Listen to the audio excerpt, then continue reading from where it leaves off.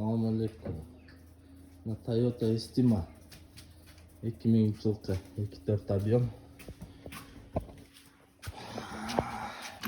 Печкасы, положениялар иштебей калган.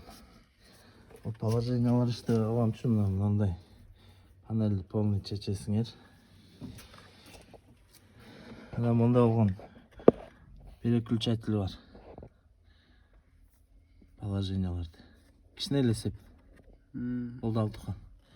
Анан ушул иштегени иштетчи. Могул положениясы мына лобовойго үйлөйт. Положениясы Положение лобовойго үйлөйт. Бул положение. Положение бетке үйлөйт. Эми астыкылан буткасы мыяктан которот. Мына моолар которот.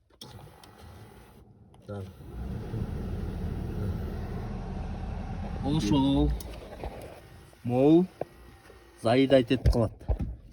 Могу жеринде тетиги жеринде неме турат.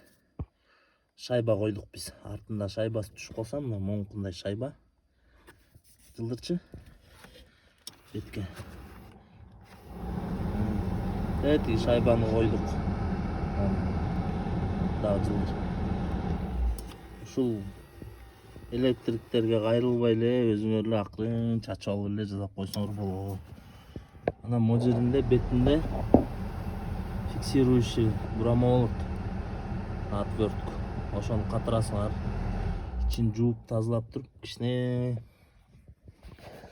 неме болуп коесуңар. Майлап коесуңар. Если түшүнбөсөңөр, мына балага обращение кылсаңар болот.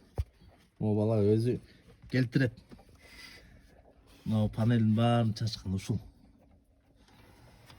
Так что краткий обзор. Мына эми иштетчи. Чыкып, Кудай буйрса иштеп калды.